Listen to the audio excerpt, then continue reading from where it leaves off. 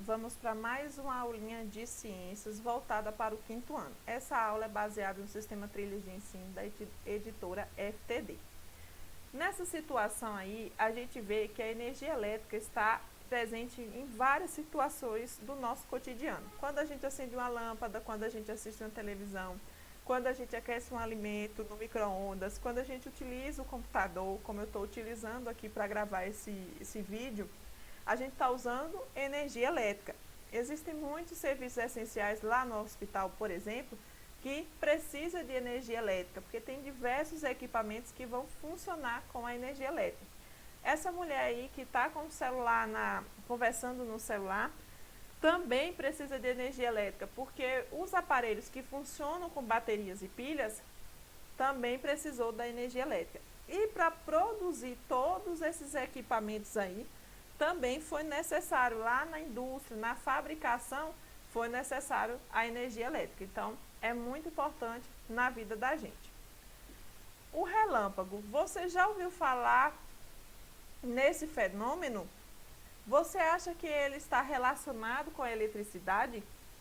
A eletricidade também está presente em alguns fenômenos naturais, como os raios.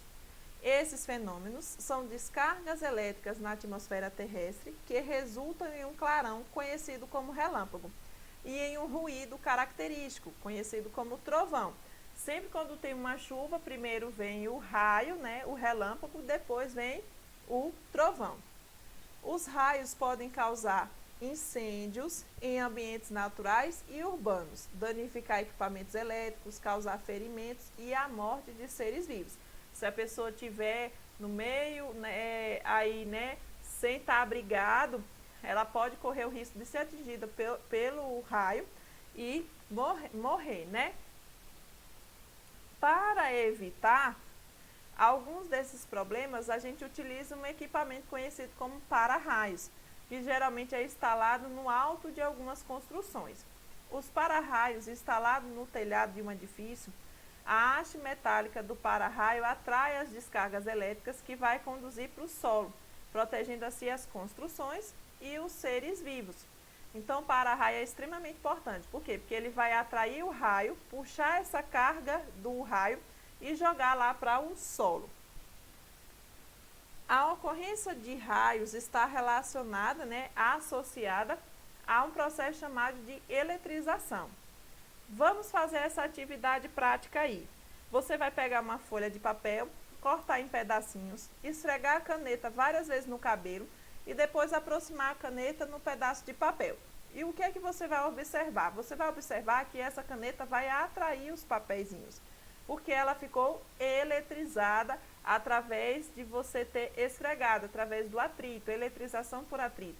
O atrito da caneta com o seu cabelo fez com que ela ficasse eletrizada e atraiu aí o papel. O fenômeno que você observou nessa atividade está relacionado com a eletrização por atrito que eu acabei de falar. Nosso corpo também pode se eletrizar por causa do atrito de nossas roupas com outros materiais. Essa eletrização pode ser percebida quando tocamos objetos metálicos ou outras pessoas e levamos um pequeno choque. Você com certeza já ouviu aí, já percebeu de alguma forma ou já passou por isso, que de às vezes você encostar em uma outra pessoa e tomar um choque, ou encostar em uma cadeira, uma mesa, alguma coisa e tomar um choque. Por quê? Porque seu corpo está eletrizado através da eletrização por atrito. Esse atrito que você tem com a roupa, que você está andando aí, está tendo esse atrito, você fica eletrizado e pode acontecer isso aí. O processo de eletrização é conhecido desde o século VI a.C. Acredita-se que o filósofo e matemático grego Tales de Mileto percebeu que um material chamado âmbar atraía pedaços de palha e folhas após o atrito com a pele do animal. Âmbar, o termo eletricidade, se originou da palavra grega electron, que significa âmbar. Acesso à energia elétrica. Você já se imaginou vivendo sem energia elétrica? Se a gente viver sem energia elétrica, o que é que vai acontecer? A gente não vai ter geladeira, então não vai poder conservar nossos alimentos. A gente não teria internet, não teria computador, não teria celular, não teria televisão, né? Várias coisas. Essa é uma realidade, ou seja, viver sem energia elétrica é uma realidade de milhares de famílias brasileiras que ainda não têm acesso à energia até hoje. A maioria dessas famílias vivem em áreas rurais, nas regiões do norte do país. Atualmente, existem programas governamentais que visam levar energia elétrica a essas populações.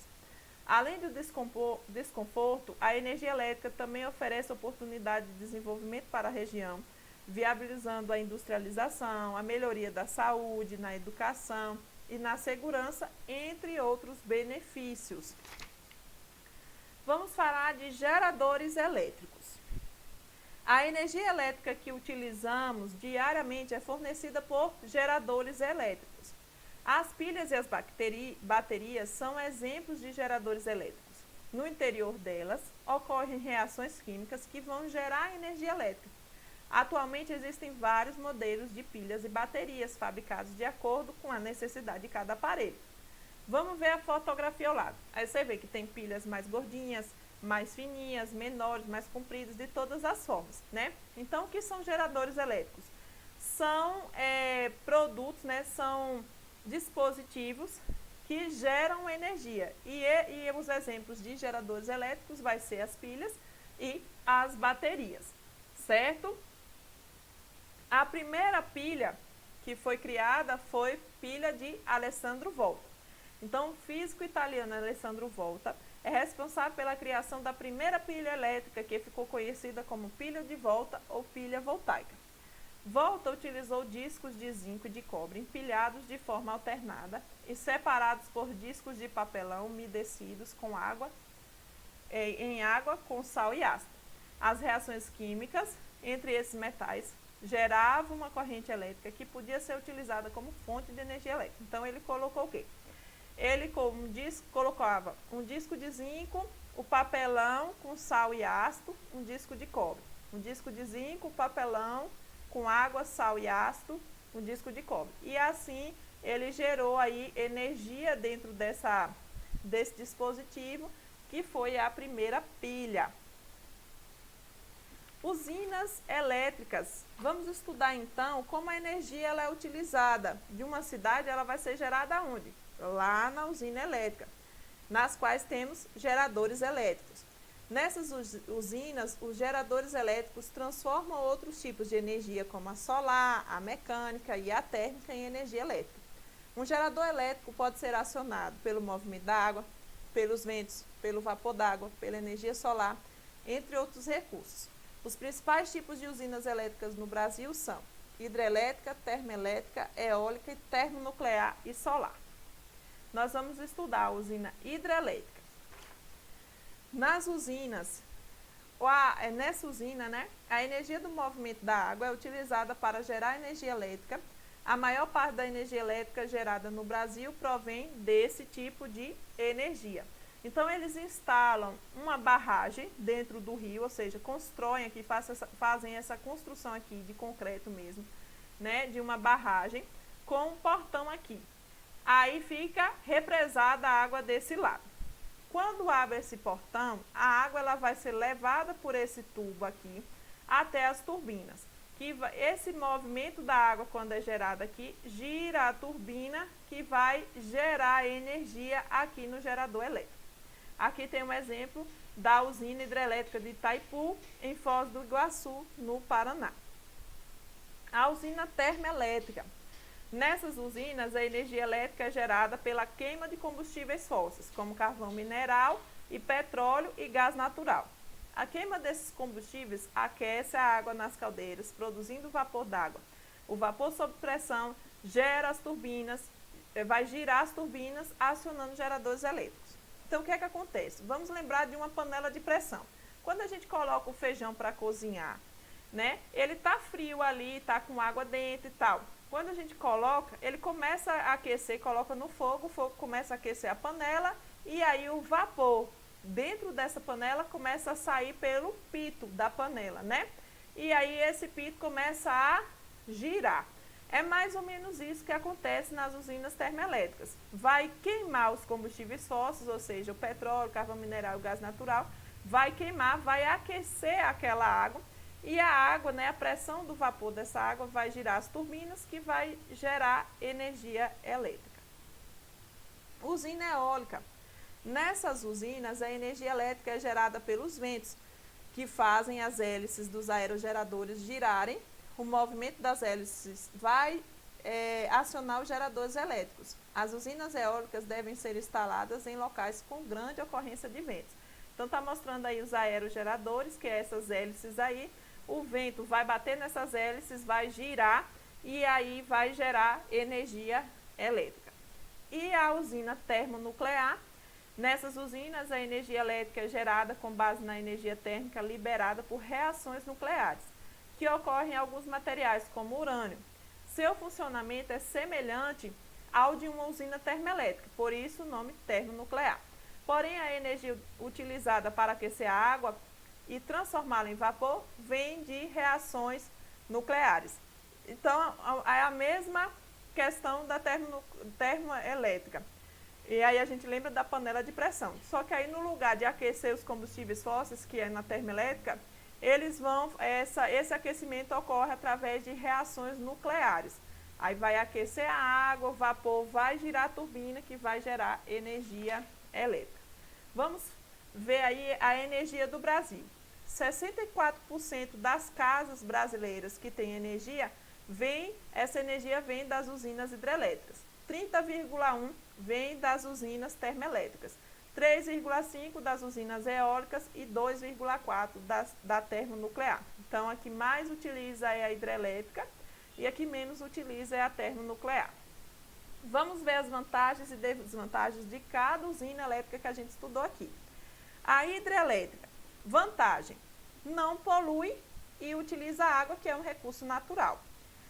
Desvantagem, alaga as áreas, grandes áreas, ou seja, ao redor não pode ter cidades, porque vai alagar. Termoelétrica, vantagem, pode ser construída próxima a cidades, né? Não tem problema ser construída próxima a cidades. Mas a desvantagem, ela polui e utiliza combustíveis fósseis, que não é um recurso natural renovável. Eólica, vantagem, não polui e utiliza um recurso natural renovável.